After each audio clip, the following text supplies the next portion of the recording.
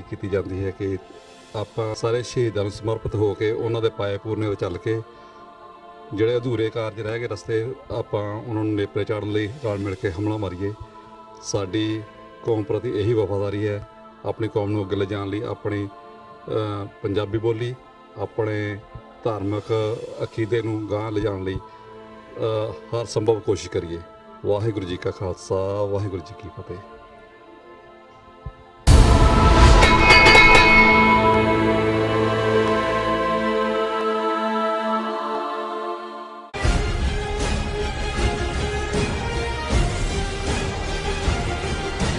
ਦਰਸ਼ਕੋ, break ਤੋਂ ਬਾਅਦ ਤੁਹਾਡਾ ਸਭ ਦਾ ਨਿੱਘਾ ਸਵਾਗਤ ਹੈ। ਜੋ ਅੱਜ ਵਾਲਾ ਸੈਕੰਡ ਵਾਲਾ ਇਸ਼ੂ ਸੀ ਉਹ ਇਹ ਸੀ ਕਿ ਭਾਰਤ ਅਤੇ ਪਾਕਿਸਤਾਨ ਵਿਚਾਲੇ ਫਸੇ ਪੰਜਾਬ ਨੂੰ ਪਰਮਾਣੂ ਪਲਾਂਟ ਦੀ ਲੋੜ ਨਹੀਂ। ਇਸ ਉੱਪਰ ਡਾਕਟਰ ਸਾਹਿਬ ਨੇ ਆਪਣੇ ਵਿਚਾਰ ਦਿੱਤੇ ਔਰ ਜੋ ਤੁਹਾਡੇ ਮੈਸੇਜ ਨੇ, ਜੋ ਤੁਹਾਡੇ ਕਮੈਂਟਸ ਨੇ ਉਹ ਸਾਨੂੰ ਮਿਲ ਚੁੱਕੇ ਨੇ। ਅਸੀਂ ਥੋੜੇ ਹੀ ਪਹਿਲਾਂ ਵਿੱਚ ਇਹਨਾਂ ਨੂੰ ਤੁਹਾਡੇ ਨਾਲ ਸਾਂਝਾ ਕਰਨ ਜਾ ਰਹੇ ਹਾਂ ਔਰ ਉਸ ਤੋਂ ਪਹਿਲਾਂ ਅੱਜ ਦਾ ਜੋ ਥਰਡ ਵਾਲਾ ਇਸ਼ੂ ਹੈ ਉਸ ਉੱਪਰ ਆਪਾਂ ਡਾਕਟਰ ਸਾਹਿਬ ਕੋਲੋਂ ਉਹਨਾਂ ਦੇ ਵਿਚਾਰ ਸੁਣਦੇ ਹਾਂ। ਤੁਸੀਂ ਸਾਡੇ ਨਾਲ ਇਸੇ ਤਰ੍ਹਾਂ ਬਣੇ ਰਹਿਣਾ। ਲਿਖਣ ਲਈ ਤੁਹਾਡਾ ਸਭ ਦਾ ਬਹੁਤ ਬਹੁਤ ਸ਼ੁਕਰੀਆ ਜੀ। ਡਾਕਟਰ ਸਾਹਿਬ ਕੀ ਕਹਿਣਾ ਚਾਹੋਗੇ? देखो, ये कहानी असी सुनते भी रहे, बहुत सारिਆਂ ने भी सुनी होएगी कि किवें एक चोर ਜਿਹੜਾ ਚੋਰੀ ਦੇ ਲਈ ਘਰ ਦੇ ਵਿੱਚ ਵੜਿਆ ਜੀ। ਘਰ ਵਾਲਾ ਜਾਗਦਾ ਸੀ, ਉਸਨੇ ਉਹ ਜਾਗ ਪਿਆ, ਮਗਰ ਦੌੜਿਆ ਔਰ ਬਹੁਤ ਸਾਰੀ ਭੀੜ ਚਾਰ ਚਫੇਰਿਓਂ ਆ ਗਈ ਕਿਉਂਕਿ ਹਨੇਰੇ ਦੇ ਵਿੱਚ ਉਦੋਂ ਪਤਾ ਤਾਂ ਨਹੀਂ ਸੀ ਹੁੰਦਾ। ਤੇ ਉਹ ਚੋਰ ਵੀ ਉਸ ਭੀੜ ਦੇ ਵਿੱਚ ਇਕੱਠਾ ਹੋ ਕੇ ਸਾਰਿਆਂ ਦੇ ਨਾਲ ਸਭ ਤੋਂ ਉੱਚੀ ਉੱਚੀ ਰੌਲਾ ਪਾਉਣ ਲੱਗ ਗਿਆ, ਚੋਰ ਚੋਰ ਚੋਰ ਚੋਰ ਜੀ। ਸੋ ਮੈਂ ਜਦੋਂ ਮੋਦੀ ਜਿਹੜਾ ਇੱਕ ਜਦੋਂ ਉਹਦੀ ਸ਼ਕਲ ਤੁਸੀਂ ਦੇਖੋ ਤੇ ਉਸ ਦੇ ਚਿਹਰੇ ਤੋਂ ਤੁਹਾਨੂੰ ਖੂਨ ਟਪਕਦਾ ਨਜ਼ਰ ਆਉਂਦਾ ਹੈ, ਜਿਵੇਂ ਉਹ ਇੱਕ ਡਰੈਂਕੂਲਾ ਹੁੰਦਾ ਹੈ ਮੇਰੇ ਖਿਆਲ ਹੈ, ਜੋ ਦੰਦਾਂ ਚੋਂ ਵੀ ਉਹਦੇ ਖੂਨ ਨਿਕਲ ਰਿਹਾ, ਹੱਥਾਂ ਚੋਂ ਵੀ ਖੂਨ ਟਪਕ ਰਿਹਾ ਹੁੰਦਾ ਹੈ, ਡਰੈਕੂਲਾ ਜੀ। ਔਰ ਉਹ ਜਿਹੜਾ ਰਾਖਸ਼ ਇਸ ਨੇ ਜਿਹਨੇ ਹਜ਼ਾਰਾਂ ਬੇਗੁਨਾਹ ਮੁਸਲਮਾਨਾਂ ਦਾ ਖੂਨ 2002 ਦੇ ਵਿੱਚ ਗੁਜਰਾਤ 'ਚ ਆਪਣਾ ਜਿਹੜਾ ਹੁਣ ਜਿਹਨੂੰ ਨਾਲ ਰੱਖਿਆ ਹੈ, ਚਣਕਿਆ ਬਣਾਇਆ ਹੋਇਆ ਅਮਿਤ ਸ਼ਾਹ ਦੇ ਨਾਲ ਮਿਲ ਕੇ ਜਿਹੜਾ ਉਹ ਜਿਹੜਾ ਉਹਨਾਂ ਦਾ ਬਲੱਡ ਸਪਿਲ ਕੀਤਾ, ਇਹ ਜਦੋਂ ਦਹਿਸ਼ਤਗਰਦੀ ਦੀ ਗੱਲ ਕਰਦਾ ਹੈ, ਦੁਨੀਆ 'ਚ ਪੀਸ ਹੋ ਜਾਏ, ਦਹਿਸ਼ਤਗਰਦਾਂ ਦੇ ਉੱਤੇ ਨੱਥ ਪਾਈ ਜਾਏ। ਹੁਣ ਇਹ ਜਿਹੜਾ ਗਿਆ ਹੋਇਆ ਓਸਾਕਾ ਜਾਪਾਨ ਦੇ ਵਿੱਚ G20 ਮੀਟ 'ਚ, ਕਿਉਂਕਿ ਉੱਥੇ 20 ਦੇਸ਼ਾਂ ਦੇ ਜਿਹੜੇ ਮੁਲਕਾਂ ਦੇ ਪ੍ਰੈਜ਼ੀਡੈਂਟ ਔਰ ਹੈਡ ਆਫ ਦਾ ਸਟੇਟ ਇਕੱਠੇ ਨੇ, ਤੇ ਉਹਦੇ ਜਿਹੜੀ ਇਹਨਾਂ ਨੇ ਵੀ ਇੱਕ ਆਰਗੇਨਾਈਜੇਸ਼ਨ ਬਣਾਈ ਹੋਈ ਹੈ ਬ੍ਰਿਕਸ, ਜਿਸ ਦੇ ਵਿੱਚ ਬ੍ਰਾਜ਼ੀਲ, ਰਸ਼ੀਆ, ਇੰਡੀਆ, ਚਾਈਨਾ ਔਰ ਸਾਊਥ ਅਫਰੀਕਾ 5 ਮੁਲਕ ਨੇ। ਸੋ ਉਸ ਸਾਰੇ ਚੋਂ ਅੱਡ ਹੋ ਕੇ ਬ੍ਰਿਕਸ ਵਾਲਿਆਂ ਨੇ ਵੀ ਆਪਣੀ ਕਾਨਫਰੰਸ ਮੀਟਿੰਗ ਕੀਤੀ। ਜਿਵੇਂ ਅਸੀਂ ਕੱਲ ਜ਼ਿਕਰ ਕੀਤਾ ਸੀ ਕਿ ਵੀ ਇਹਨਾਂ ਦੇ ਜਿਹੜਾ ਅਮਰੀਕਾ ਦੇ secretary of state Mike Pompeo ਵੀ ਉਹ ਵਿਜ਼ਿਟ ਬਿਲਕੁਲ ਕੋਲੈਪਸ ਹੋਈ ਔਰ ਪ੍ਰੈਜ਼ੀਡੈਂਟ ਟਰੰਪ ਨੇ ਅਗਲੇ ਦਿਨ ਹੀ ਟਵੀਟ ਕੀਤਾ ਕਿ ਮਸਟ ਇਹ ਬੰਦ ਕਰੋ ਜਿਹੜੀ ਤੁਸੀਂ ਲਾਈ ਹੈ ਟੈਰਿਫ। ਔਰ ਇਹ ਉਦੋਂ ਆਸ ਲਾ ਰਹੇ ਸੀ ਔਰ ਕਹਿ ਰਹੇ ਸੀ ਜੀ ਮੋਦੀ ਜਿਹੜਾ ਉਹ ਟਰੰਪ ਨੂੰ ਮਿਲੇਗਾ ਉੱਥੇ ਓਸਾਕਾ ਦੇ ਵਿੱਚ ਔਰ ਇਹ ਸਾਰੇ ਜਿਹੜੇ ਨੇ ਪ੍ਰੋਬਲਮਸ ਹੱਲ ਹੋ ਜਾਣਗੇ, ਪਰ ਉੱਥੇ ਵੀ ਟਰੰਪ ਨੇ ਇਹਨੂੰ ਮੂੰਹ ਨਹੀਂ ਲਾਇਆ। ਔਰ ਪਿਕਚਰ ਦਰਸ਼ਕ ਦੇਖ ਸਕਦੇ ਨੇ, ਤੁਹਾਨੂੰ ਬਾਡੀ ਲੈਂਗੁਏਜ ਤੋਂ ਪਤਾ ਲੱਗ ਜਾਂਦਾ। ਜਦੋਂ ਹੁਣ ਵਾਸ਼ਿੰਗਟਨ ਮੋਦੀ ਆਇਆ ਤੇ ਉਹ ਐਸਾ ਉਹਨੂੰ ਚੰਬੜਿਆ, ਟਰੰਪ ਨੂੰ ਛੱਡਿਆ ਹੀ ਨਾ, ਉਹਨੇ ਉਹਨੂੰ ਅੰਗਰੇਜ਼ੀ 'ਚ ਵੀ ਕਿਹਾ ਗੈਟ ਲੌਸਟ, ਛੱਡ ਵੀ ਮੈਂ, ਉਹ ਤਾਂ ਉਹਨੂੰ ਇਵੇਂ ਚੰਬੜ ਗਿਆ ਜਿਵੇਂ ਬਾਂਦਰੀ ਦਾ ਬੱਚਾ ਬਾਂਦਰ ਨੂੰ ਚੰਬੜ ਜਾਂਦਾ ਹੈ। ਲੇਕਿਨ ਤੁਸੀਂ ਉਹ ਦੇਖ ਸਕਦੇ ਹੋ ਕਿ ਵੀ ਜਿਹੜੀ ਇਹਨਾਂ ਦੀ ਤਸਵੀਰ ਹੈ ਉਹਦੇ 'ਚ ਆਈ ਕੰਟੈਕਟ ਨਹੀਂ ਹੈ ਔਰ ਕੋਈ ਬੋਨ ਹੋਮੀ ਤੁਹਾਨੂੰ ਨਹੀਂ ਨਜ਼ਰ ਆਉਂਦੀ ਔਰ ਉਹਦੇ 'ਚ ਰਿਜ਼ੋਲਵ ਵੀ ਕੁਛ, ਕਿਉਂਕਿ ਇਹਨਾਂ ਦੀ ਇਹ ਖਬਰ ਹੈ ਕਿ ਇਹ Prime Minister Modi and President Donald Trump have decided to refer the trade dispute to the line ministries for early discussion, Foreign Secretary Vijay Gokhale said in Osaka on Friday. उन्होंने कहा जी, उन्होंने कहा वजीरियां डिसाइड करनगे ਤੇ ਫਿਰ ਉਹਨਾਂ ਨੇ ਕਿਹਾ ਜੀ ਕਿਉਂਕਿ ਮੋਦੀ ਕਾਹਲੀ 'ਚ ਸੀ ਵੱਡਾ ਨੇ, ਉਹ ਟਰੰਪ ਨੇ ਜਿਹੜਾ ਵਕਤ ਦਿੱਤਾ ਵੀ ਸੀ ਮੁਲਾਕਾਤ ਦੇ ਲਈ, ਉਹਦੇ 'ਚ ਵੀ ਉਹਨੇ 2 ਮਿੰਟ ਬਾਅਦ ਉਹਨੂੰ ਕਿਹਾ ਕਿ ਮੋਦੀ ਨਾਓ ਗੁੱਡ ਗੋ। ਸੋ ਇਹ ਮੂੰਹ ਚੁੱਕ ਕੇ ਉਧਰ ਬ੍ਰਿਕਸ ਦੇ ਵਿੱਚ ਆ ਗਿਆ। ਸੋ ਜ਼ਾਹਰ ਹੈ ਕਿ ਵੀ ਅਮਰੀਕਾ ਨੇ ਅਜੇ ਆਪਣਾ ਜਿਹੜਾ ਡੰਡਾ ਇਹਨਾਂ ਦੇ ਸਿਰ ਤੇ ਰੱਖਿਆ ਹੋਇਆ। ਆਉਣ ਵਾਲੇ ਪੀਰੀਅਡ 'ਚ ਹੁਣ ਲੱਗੇਗਾ ਵੀ ਜਿਹੜਾ ਜਿਵੇਂ ਸਰਕਸ ਦਾ ਮਾਸਟਰ ਹੁੰਦਾ ਹੈ, ਜਿਹੜਾ ਬਾਂਦਰ ਹੈ ਉਹ ਕਿੱਧਰ ਨੂੰ ਨੱਚਦਾ ਉਹਦੇ ਲਈ। ਲੇਕਿਨ ਜਿਹੜੀ ਇਹ ਤਾਂ ਨਜ਼ਰ ਆ ਰਿਹਾ ਸੀ ਕਿ ਵੀ ਉਹ ਇਸੇ ਲਾਈਨ ਦੇ ਉੱਤੇ ਇਹਦਾ ਪੂਰਾ ਕਲੈਪਸ ਹੋਇਆ ਇਹਨਾਂ ਦਾ ਸਾਰਾ ਏਜੰਡਾ। ਅਮਰੀਕਾ ਨੇ they have put their foot down ਕਿ ਵੀ ਆਹ ਗੱਲਾਂ ਕਰੋ ਫਿਰ ਅੱਗੇ ਗੱਲ ਤੋਰਦੇ। ਲੇਕਿਨ ਜਿਹੜਾ ਜਦੋਂ ਇਹ ਬ੍ਰਿਕਸ ਦੇ ਵਿੱਚ ਆਇਆ, ਜ਼ਾਹਰ ਹੈ ਉੱਥੇ ਰਸ਼ੀਆ ਵੀ ਹੈ ਔਰ ਚਾਈਨਾ ਵੀ ਹੈ ਔਰ ਬ੍ਰਾਜ਼ੀਲ ਵੀ ਹੈ, ਸਾਊਥ ਅਫਰੀਕਾ ਵੀ ਹੈ। ਬ੍ਰਾਜ਼ੀਲ ਦਾ ਵੀ ਇਹ ਹੈ ਕਿ ਵੀ ਉਹ ਆਪਣੇ ਤੌਰ ਦੇ ਉੱਤੇ ਕੰਟੈਂਡਰ ਹੈ UN ਦੀ ਜਿਹੜੀ ਪਰਮਾਨੈਂਟ ਸੀਟ ਦੇ ਲਈ। ਇਸੇ ਤਰ੍ਹਾਂ ਰਸ਼ੀਆ, ਚਾਈਨਾ, ਅਮਰੀਕਾ ਦੇ ਖਿਲਾਫ ਕੋਈ ਨਾ ਕੋਈ ਉਹਨਾਂ ਨੂੰ ਲੱਗਦਾ ਹੈ ਵੀ ਜੇ ਦੇਸ਼ ਸਾਊਥ ਅਫਰੀਕਾ, ਬ੍ਰਾਜ਼ੀਲ ਔਰ ਇਹ ਸਾਰੇ ਹੁੰਦੇ ਨੇ। ਹੁਣ ਇਸ ਦੇ ਵਿੱਚ ਮੋਦੀ ਨੇ ਜਿਹੜੀ ਗੱਲ ਕਹੀ ਉਹ ਇੱਕ ਪਾਸੇ ਦੇਖਣ ਵਾਲੇ ਨੂੰ ਅਪੀਲ ਵੀ ਕਰੇਗੀ ਕਿ ਦੇਖੋ ਤਾਂ ਵਰਲਡ ਪੀਸ ਦੀ ਗੱਲ ਕਰ ਰਿਹਾ। ਉਹ ਕਹਿ ਰਿਹਾ ਵੀ non state actor. Non state actor ਕੀ ਨੇ? ਇੱਕ ਤਾਂ ਮੁਲਕ ਹੈ, ਕੋਈ ਵੀ ਉਹਦੀ ਫੌਜ ਹੈ। ਜ਼ਾਹਰ ਹੈ ਕਿ ਜਦੋਂ ਕੋਈ ਫੌਜ ਕਾਰਵਾਈ ਕਰਦੀ ਹੈ ਉਹ ਇੰਟਰਨੈਸ਼ਨਲ ਕਾਨੂੰਨ ਦੇ ਦਾਇਰੇ 'ਚ ਆਉਂਦੀ ਹੈ। ਉਸ ਕੰਟਰੀ ਦੇ ਖਿਲਾਫ ਸੈਂਕਸ਼ਨਸ ਲੱਗਦੀਆਂ ਹੈ, ਉਸ ਨੂੰ ਜਿਹੜਾ ਜਵਾਬਦੇਹ ਠਹਿਰਾਇਆ ਜਾਂਦਾ ਹੈ। ਦੂਸਰੇ ਦੇਸ਼ ਕੋਲ ਆਪਸ਼ਨ ਹੁੰਦੀ ਹੈ ਉਹਦੇ ਖਿਲਾਫ ਈਵਨ ਜੰਗ ਐਲਾਨਣ ਦੀ ਵੀ। ਬਿਲਕੁਲ। ਹੁਣ ਜਿਨ੍ਹਾਂ ਦੇਸ਼ਾਂ ਦੇ ਵਿੱਚ ਉਹ ਲੋਕ ਬੈਠੇ ਨੇ ਜਿਹੜੇ ਕਿਸੇ ਹੋਰ ਥਾਂ ਦੇ ਉੱਤੇ ਦੂਸਰੇ ਮੁਲਕ 'ਚ ਕੋਈ ਦਹਿਸ਼ਤਗਰਦੀ ਕਰਦੇ ਨੇ ਜਾਂ ਜੰਗ ਵੀ ਲੜਾਈ ਵੀ ਕਰਦੇ ਨੇ, ਪਰ ਉਹ ਉਸ ਸਿਸਟਮ ਦਾ ਹਿੱਸਾ ਨਹੀਂ ਨੇ ਜਿਹਨੂੰ ਤੁਸੀਂ ਕਹਿੰਦੇ ਹੋ ਉਹ ਪ੍ਰੋਕਸੀ ਤਾਂ ਨਹੀਂ, ਉਹ ਹਕੂਮਤਾਂ ਦੀ। ਇਹੋ ਜਿਹਾ ਕੰਮ ਵੀ ਦੁਨੀਆ ਭਰ ਦੇ ਸਾਰੇ ਮੁਲਕਾਂ ਨੇ ਇੱਕ ਦੂਜੇ ਦੇ ਖਿਲਾਫ ਰੱਖਿਆ ਹੋਇਆ। ਅਸੀਂ ਦੇਖਦੇ ਕਿ ਵੀ ਦਲਾਈ ਲਾਮੇ ਨੂੰ ਕਿਨੇ ਚੀਨ ਤੋਂ ਕੱਢਿਆ। 1959 ਦੇ ਵਿੱਚ CIA ਔਰ ਭਾਰਤ ਦੀ ਇੰਟੈਲੀਜੈਂਸ ਬਿਊਰੋ ਦਾ ਆਪਰੇਸ਼ਨ ਸੀ, ਲਿਆ ਕੇ ਉੱਥੇ ਬਿਠਾਇਆ ਹੋਇਆ ਉਹਨਾਂ ਦੇ ਨਾਂ ਦੇ ਉੱਤੇ। ਇੰਡੀਆ ਔਰ ਅਮਰੀਕਾ, CIA ਔਰ ਇੰਟੈਲੀਜੈਂਸ ਬਿਊਰੋ ਇਹ ਜਿਹੜੇ ਤਿੱਬਤਨ ਗੁਰੀਲੇ ਤਿਆਰ ਕਰਦੇ ਰਹੇ ਜੋ ਉੱਥੇ ਵਾਇਲੈਂਸ ਕਰਦੇ ਨੇ। ਇਸੇ ਤਰ੍ਹਾਂ ਜੇ ਰਾਹ ਨੇ ਜੇ ਤਾਮਿਲ ਲਿਟੇ ਲਿਬਰੇਸ਼ਨ ਟਾਈਗਰਸ ਆਫ ਤੈਲਮ ਦੇ ਗੁਰੀਲਿਆਂ ਨੂੰ ਕਿਨੇ ਟ੍ਰੇਨਡ ਕਰਕੇ ਸ੍ਰੀਲੰਕਾ ਦੇ ਵਿੱਚ ਵਾੜ ਕੇ ਸ੍ਰੀਲੰਕਾ ਦੀ ਫੌਜ ਦੇ ਖਿਲਾਫ ਲੜਾਈ ਕਰਵਾਈ। ਸੋ ਜ਼ਾਹਰ ਹੈ ਕਿ ਪਹਿਲੇ ਜਿਹੜੇ ਸੁਸਾਈਡ ਬੰਬਰ ਔਰ ਆਤਮ ਘਾਤੀ ਬੰਬ ਬਣਨ ਵਾਲੇ ਉਹ ਲਿਟੇ ਦੇ ਹਿੰਦੂ ਦਹਿਸ਼ਤਗਰਦ ਸੀ ਜਿਨ੍ਹਾਂ ਨੂੰ ਇੰਡੀਅਨ ਇੰਟੈਲੀਜੈਂਸ ਰਾਹ ਨੇ ਤਿਆਰ ਕੀਤਾ। ਇਹੀ ਕੰਮ ਹੁਣ ਇੰਡੀਅਨ ਇੰਟੈਲੀਜੈਂਸ ਏਜੰਸੀ ਜਿਹੜੀ ਹੈ ਖੈਬਰ ਪਖਤੂਨਖਵਾ ਔਰ ਬਲੋਚਿਸਤਾਨ ਦੇ ਵਿੱਚ ਕਰ ਰਹੀ ਹੈ। So called Balochistan liberation army ਦੇ ਬੰਦੇ ਕੌਣ ਨੇ? ਇਹਨਾਂ ਦੇ ਹੀ ਬੰਦੇ ਨੇ। ਫਿਰ ਪਾਕਿਸਤਾਨ ਨੂੰ ਦੋ ਹਿੱਸਿਆਂ 'ਚ ਤੋੜਨ ਲਈ ਜਨਰਲ ਸੁਬੇਗ ਸਿੰਘ ਰਾਹੀਂ ਮੁਕਤੀ ਵਾਹਿਨੀ ਬਣਾ ਕੇ ਬੰਗਾਲ ਦੇ ਵਿੱਚ ਮਸ਼ਰਕੀ ਬੰਗਾਲ 'ਚ ਕਿਹਨੇ ਦਹਿਸ਼ਤਗਰਦੀ ਕੀਤੀ? ਇਹਨਾਂ ਨੇ ਕੀਤੀ। ਹੁਣ ਲੇਕਿਨ ਇਸ ਵੇਲੇ ਕਿਉਂਕਿ ਪ੍ਰਚਾਰ ਦਾ ਯੁੱਗ ਹੈ, ਜ਼ੋਰ ਦੇ ਨਾਲ ਤੁਸੀਂ ਆਪਣਾ ਝੂਠ ਵੇਚੀ ਜਾਂਦੇ ਹੋ।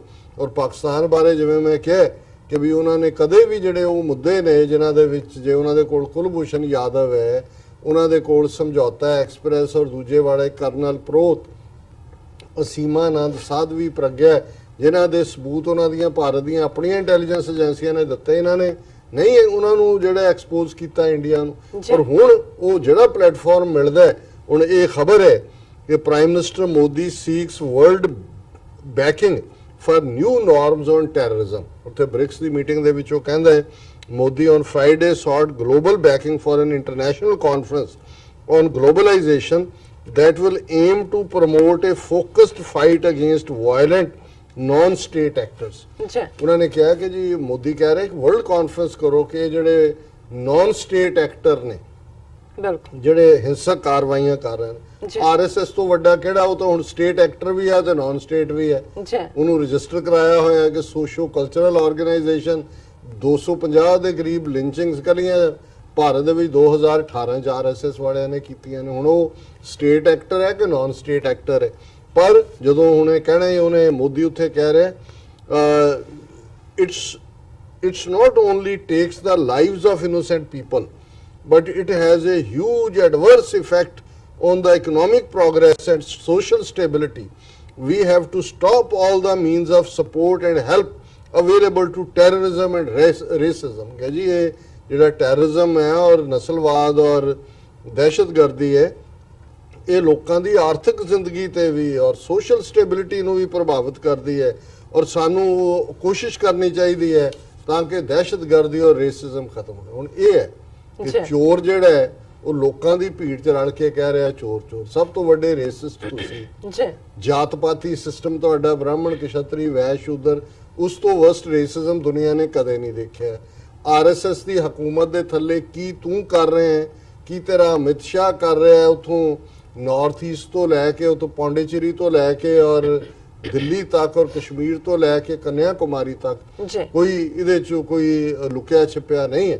ਪਰ ਅਲਟੀਮੇਟਲੀ ਜੇ ਤੁਸੀਂ ਝੂਠ ਬੋਲਣਾ ਹੀ ਹੈ ਇੰਨਾ ਵੱਡਾ ਝੂਠ ਬੋਲੋ ਕਿ ਦੁਨੀਆ ਕਹੇ ਵੀ ਇਹ ਝੂਠ ਨਹੀਂ ਹੋ ਝੂਠ ਨਹੀਂ ਸਕਦਾ, ਹੋ ਔਰ ਉਹਨੂੰ ਸਕਦਾ। ਬਾਰ-ਬਾਰ ਦੁਹਰਾਓ। ਜੀ। ਸੋ ਮੈਂ ਸਮਝਦਾ ਵੀ ਇਹ ਫੇਲਿਅਰ ਹੈ ਗਵਾਂਢੀ ਮੁਲਕਾਂ ਦੀ, ਜਿਹਦੇ 'ਚ ਖਾਸ ਤੌਰ ਤੇ ਪਾਕਿਸਤਾਨ ਕਿਸੇ ਹੱਦ ਤੱਕ, ਚਲੋ ਚਾਈਨਾ ਦਾ ਤਾਂ ਆਪਣਾ, ਕਿਉਂਕਿ ਜੋ ਉਹਨਾਂ ਦਾ ਕੁਝ ਇਸ ਮੁੱਦੇ ਤੇ ਹਿਊਮਨ ਰਾਈਟਸ ਜਾਂ ਦੂਜਾ ਉਹਨਾਂ ਦਾ ਆਪਣਾ ਕੋਈ ਟਰੈਕ ਰੈਕਡ ਵੀ ਕਲੀਨ ਨਹੀਂ ਹੈ, ਜੀ। ਪਰ ਘੱਟੋ ਘੱਟ ਪਾਕਿਸਤਾਨ ਜਿਹੜਾ ਸਭ ਤੋਂ ਵੱਡਾ ਵਿਕਟਮ ਹੈ ਇੰਡੀਅਨ ਟੈਰਰਿਜ਼ਮ ਦਾ ਪਿਛਲੇ ਇਹਨਾਂ ਸਾਰੇ ਦਹਾਕਿਆਂ ਜਿਨ੍ਹਾਂ ਦਾ ਮੁਲਕ ਤੋੜ ਦਿੱਤਾ ਹੈ ਦੋ ਹਿੱਸਿਆਂ 'ਚ, ਉਹਨਾਂ ਨੂੰ ਮੋਰ ਐਗਰੈਸਿਵਲੀ ਇਹਨਾਂ ਨੂੰ ਇੰਟਰਨੈਸ਼ਨਲ ਫੋਰਮਸ ਦੇ ਉੱਤੇ ਐਕਸਪੋਜ਼ ਕਰਨ ਦੀ ਲੋੜ ਹੈ। ਬਿਲਕੁਲ ਡਾਕਟਰ ਸਾਹਿਬ, ਤੁਹਾਡਾ ਬਹੁਤ ਬਹੁਤ ਸ਼ੁਕਰੀਆ। ਤੁਸੀਂ ਥਰਡ ਵਾਲਾ ਇਸ਼ੂ ਸਾਡੇ ਦਰਸ਼ਕਾਂ ਨਾਲ ਸਾਂਝਾ ਕੀਤਾ। ਹੁਣ ਆਪਾਂ ਆਪਣੇ ਦਰਸ਼ਕਾਂ ਦੇ ਜੋ ਮੈਸੇਜ ਨੇ ਉਹ ਸ਼ੇਅਰ ਕਰਨ ਜਾ ਰਹੇ ਹਾਂ। ਸਭ ਦਾ ਬਹੁਤ ਬਹੁਤ ਸ਼ੁਕਰੀਆ ਅਦਾ ਕਰਦੇ ਹਾਂ ਆਪਾਂ। ਔਰ ਐਸਓ ਸੁਰਿੰਦਰ ਜੀ ਯੂਕੇ ਤੋਂ ਸਾਨੂੰ ਲਿਖਦੇ ਨੇ ਪਹਿਲੇ ਸੈਗਮੈਂਟ ਤੇ, ਰਣਜੀਤ ਸਿੰਘ ਨਹੀਂ ਚਿਤਾ ਦੇ ਵਿੱਚ ਸੜਿਆ, ਸੜ ਗਈ ਤਕਦੀਰ ਪੰਜਾਬੀਆਂ ਦੀ। ਪਾਕਿਸਤਾਨ ਦੇ ਲੋਕ ਮਹਾਰਾਜਾ ਰਣਜੀਤ ਸਿੰਘ ਦੇ ਬੁੱਤ ਨੂੰ ਬਹੁਤ ਉਤਸੁਕਤਾ ਨਾਲ ਵੇਖਦੇ ਹਨ। ਪਾਕਿਸਤਾਨ ਦੇ ਚੈਨਲਾਂ ਨੇ ਮਹਾਰਾਜਾ ਸਾਹਿਬ ਦੇ ਰਾਜ ਪ੍ਰਬੰਧ ਨੂੰ ਸੈਕੂਲਰ ਦੱਸਿਆ ਹੈ। ਪਾਕਿਸਤਾਨ ਦੇ ਮਸ਼ਹੂਰ ਜਰਨਲਿਸਟ ਮੁਸ਼ੱਬਰ ਲੁਕਮਾਨ ਨੇ ਤਾਂ ਮੁਬਸ਼ਰ ਲੁਕਮਾਨ ਹਾਂਜੀ ਲੁਕਮਾਨ ਨੇ ਤਾਂ ਇੱਥੋਂ ਤੱਕ ਕਹਿ ਦਿੱਤਾ, ਪਾਕਿਸਤਾਨ ਦੇ ਹਾਕਮ ਮਹਾਰਾਜਾ ਰਣਜੀਤ ਸਿੰਘ ਦੇ ਸ਼ਾਸਨ ਤੋਂ ਸਬਕ ਲੈਣ ਰਾਜ ਕਿਵੇਂ ਚੱਲਦਾ ਹੈ। ਰਣਜੀਤ ਸਿੰਘ ਦੇ ਅਕਾਲ ਚਲਾਣਾ ਤੋਂ ਬਾਅਦ ਸਾਡਾ ਸਾਰਾ ਕੁਝ ਜਾਂਦਾ ਰਿਹਾ। ਅਸੀਂ ਗੁਲਾਮਾਂ ਵਾਂਗ ਸੋਚਣ ਲਿਖਣ ਲੱਗ ਪਏ। ਅਫਸੋਸ ਜਿਸ ਮਹਾਰਾਜਾ ਸਾਹਿਬ ਦੇ ਬੇਗਾਨੇ ਸੋਲੇ ਗਾਰੇ ਹਨ, ਅਸੀਂ ਉਸ ਦੀ ਕਿਰਦਾਰਕੁਸ਼ੀ ਕਰਨ ਵਿੱਚ ਕੋਈ ਕਸਰ ਨਹੀਂ ਛੱਡੀ।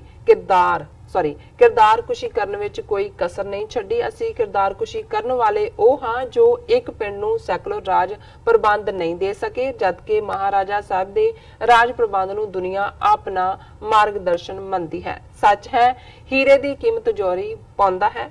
ਗੁਆਰ ਦੀ ਨਜ਼ਰ ਵਿੱਚ ਹੀਰੇ ਦੀ ਕੀਮਤ ਕੌਡੀ ਤੋਂ ਵੱਧ ਨਹੀਂ ਹੁੰਦੀ। ਸੁਰਿੰਦਰ ਜੀ ਬਿਲਕੁਲ ਤੁਸੀਂ ਠੀਕ ਫਰਮਾਇਆ। ਭਾਈ ਗੁਰਮੀਤ ਸਿੰਘ ਬੱਬਰ ਜਿਨ੍ਹਾਂ ਨੇ ਸਾਨੂੰ ਪੰਜਾਬ ਡਿਜੀਟਲ ਲਾਇਬ੍ਰੇਰੀ ਤੋਂ ਸੋਵਰਨ ਪੰਜਾਬ ਦਾ ਨਕਸ਼ਾ ਭੇਜਿਆ ਜੀ, ਉਹਨਾਂ ਨੇ ਲਿਖਿਆ, thank you doctor Sahib for displaying the map of Shere Punjab Maharaja Ranjit Singh's rule on the eve of his death anniversary. This is a real tribute. Thanks again. ਨਾਲ ਉਹਨਾਂ ਨੇ ਕਿਹਾ, Punjab Digital Library has digitalized over 20 million pages of rare heritage in the past 16 years at 3,500 pages a day.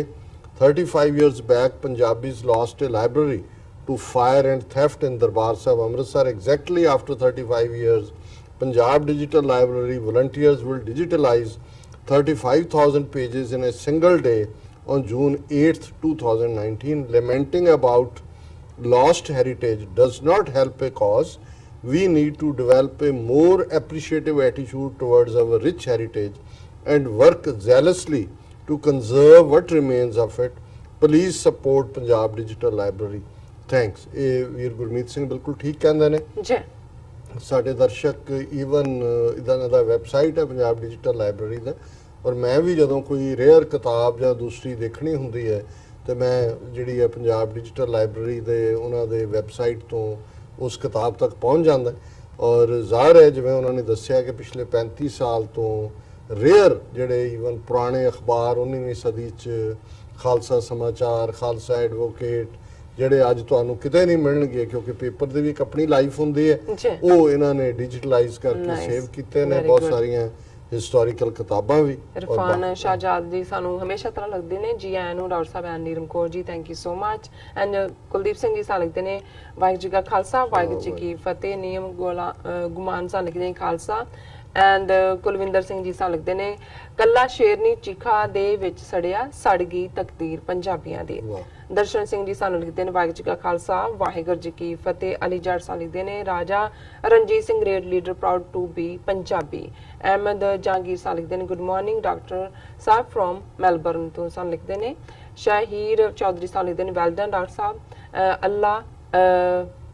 Allah I bless you ਲਿਖਿਆ, ਹਾਂਜੀ ਉਹਨਾਂ ਨੇ, ਠੀਕ ਹੈ ਜੀ। ਬਾਦ ਸਿੰਘ ਜੀ ਸਾਨੂੰ ਫਤਿਹ ਬੰਦੇ ਨੇ, ਵਾਹਿਗੁਰੂ ਜੀ ਕਾ ਖਾਲਸਾ ਵਾਹਿਗੁਰੂ ਜੀ ਕੀ ਫਤਿਹ ਜੀ। ਗੈਰੀ ਸੰਧੂ, ਜ਼ਫਰ इकबाल, शहजाद इरफान, जीमान वड़ैच और अली प्लेज कहते हैं, डॉक्टर साहब आपका प्रोग्राम मुझे बहुत पसंद है और सिस्टर नीलम और आपको लंबी उम्र दे। Thank you so much. बहुत शुक्रिया अली जी और सारे वीरां दा। इमरान अहमद कहते हैं लाहौर है जी। और फिर उसके जवाब च ਥੱਲੇ ਇੱਕ ਹੋਰ ਵੀਰ ਦਾ ਕਮੈਂਟ ਹੈ, ਮੈਂ ਬਾਅਦ ਚ ਪੜ੍ਹਦਾ, ਲੇਕਿਨ ਫਿਆਜ਼ ਨੂੰ ਲਿਖਦੇ ਨੇ, डॉक्टर साहब मेरी खुशकिस्मती है कि मैंने वो घर अंदर से देखा है। डॉक्टर साहब आपने बिल्कुल ठीक कहा, बिल्कुल नॉर्मल सा 4 या 5 मरले का घर है। जी। तो ਜ਼ਾਹਰ ਹੈ ਗੁਜਰਾਂਵਾਲੇ ਦਾ ਜ਼ਿਕਰ ਹੁੰਦੇ ਆ, ਮਹਾਰਾਜਾ ਰਣਜੀਤ ਸਿੰਘ ਔਰ ਹਰੀ ਸਿੰਘ ਨਲੂਆ ਦੋਨਾਂ ਦਾ ਬਿਲਕੁਲ बर्थ प्लेस है। जी। और फिर फयाज लोग लिखते हैं, इमरान अहमद बेशक लाहौर लाहौर है, लेकिन खाने पीने के मामले में हमें अपने शहर गुजरांवाले पर फख्र है। Very nice. ये आप भी जानते हैं। और मैं पाकिस्तान का बड़ा मशहूर शो है और ਉਹਦੇ 'ਚ ਉਹਨਾਂ ਦਾ ਹਸਬੇ ਹਾਲ जी। ਔਰ ਉਹਦੇ 'ਚ ਅਜ਼ੀਜ਼ੀ ਦੇ ਕਿਰਦਾਰ ਦੇ ਵਿੱਚ ਸੁਹੇਲ ਅਹਿਮਦ ਹੁੰਦੇ ਨੇ ਜਿਹੜੇ ਗੁਜਰਾਂਵਾਲੇ ਦੇ ਨੇ। ਤੇ ਉਹ ਜਦੋਂ ਫਿਰ ਕਿਸੇ ਨਾ ਕਿਸੇ 'ਚ ਇੱਕ ਥਾਂ ਤੇ ਉਹ ਬੜਕ ਮਾਰ ਦੇਣਗੇ ਵੀ ਉਹ ਕਿਸੇ ਹੋਰ ਨੂੰ ਕਹਿ ਕੇ ਤੁਹਾਡੇ ਪੱਲੇ ਕੀ ਹੈਗਾ, ਅਸੀਂ ਗੁਜਰਾਂਵਾਲਿਆਂ ਨੇ ਰਣਜੀਤ ਸਿੰਘ ਹਰੀ ਸਿੰਘ ਨਲੂਆ ਜੰਮਿਆ, ਤਾਂ ਸਾਡਾ ਮੁਕਾਬਲਾ ਕਰਕੇ ਦੇਖੋ। ਜੀ।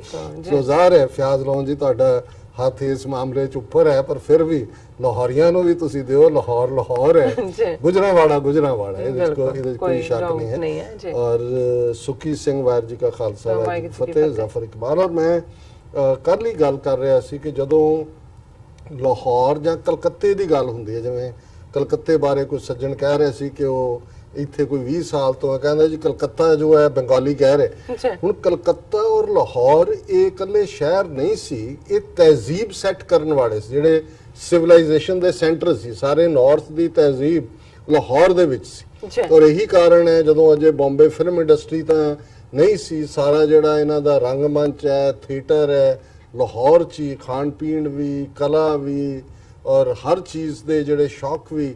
ਔਰ ਜੇ ਕਦੇ ਅੰਮ੍ਰਿਤਸਰੀਆਂ ਨਾਲ ਗੱਲ ਕਰੋ ਫਿਰ ਉਹਦੇ 'ਚ ਜ਼ਾਹਰ ਹੈ ਅੰਮ੍ਰਿਤਸਰੀਏ ਕੁਲਚੇ ਭਟੂਰੇ ਜਾਂ ਉਹ ਜਿਹੜੇ ਛੋਲੇ ਕੁਲਚੇ ਜਿਹੜੇ ਨੇ ਉਹਨਾਂ ਦਾ ਅੱਜ ਤੱਕ ਵੀ ਕੋਈ ਮੁਕਾਬਲਾ ਨਹੀਂ ਹੈ। ਜੀ। ਹੁਣ ਉਹ ਵਰਲਡ ਕੱਪ ਦੇ ਵਿੱਚ ਉਹ ਰੱਖੇ ਹੋਏ ਨੇ ਤਾਂ ਹਰਦੀਪ ਸਿੰਘ ਪੁਰੀ ਕਹਿੰਦਾ ਵਾਹ ਸਵਾਦ ਆ ਗਿਆ ਅੰਮ੍ਰਿਤਸਰੀ ਇਹ ਦੇਖ ਕੇ ਕਿ ਵੀ ਇਹ ਜਿਹੜੇ ਨੇ ਉਹ ਕੁਲਚੇ ਛੋਲੇ ਅੰਮ੍ਰਿਤਸਰੀ। ਸੋ ਜ਼ਾਹਰ ਹੈ ਹਰ ਸ਼ਹਿਰ ਨਾਲ ਜੁੜਿਆ ਹੋਇਆ। ਸੋ ਲਾਹੌਰ ਉਸ ਖਿੱਤੇ ਦੇ ਵਿੱਚ ਸੈਂਚੁਰੀਜ਼ ਈਵਨ ਮੱਚ ਬਿਫੋਰ ਜਦੋਂ ਤੋਂ ਵੀ ਲਾਹੌਰ ਹੋਂਦ 'ਚ ਆਇਆ, ਹਾਲਾਂ ਲਵ ਕੁਸ਼ ਦੇ ਨਾਲ ਉਹਨੂੰ ਜੋੜਿਆ, ਲਵ ਨਾਲ ਜੋੜਿਆ ਜਾਂਦਾ, जी। ਉਹ ਇੱਕ ਤਹਿਜ਼ੀਬ ਸੈਟਿੰਗ ਸੀ।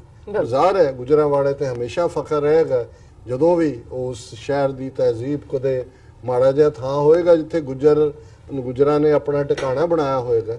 ਪਰ ਉਸ ਸ਼ਹਿਰ ਦੇ ਵਿੱਚ ਜੇ ਮਹਾਰਾਜਾ ਰਣਜੀਤ ਸਿੰਘ ਹਰੀ ਸਿੰਘ ਨਲੂਆ ਆਏ ਔਰ ਪਾਕਿਸਤਾਨ ਦੀ ਹਿਸਟਰੀ 'ਚ ਵੀ ਗੁਜਰਾਂਵਾਲੇ ਦੀ ਬਹੁਤ ਵੱਡੀ ਕੰਟਰੀਬਿਊਸ਼ਨ ਹੈ। ਪਲੇਅਰਸ ਔਰ ਪਹਿਲਵਾਨ ਤਾਂ ਹੈ ਹੀ ਨੇ, ਖਾਣ ਪੀਣ ਵੀ ਹੈ। ਜੀ।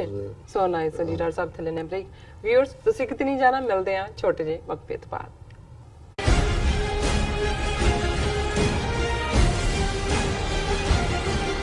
ਜੂਨ 1984 ਦੇ ਸਮੂਹ ਸਿੰਘ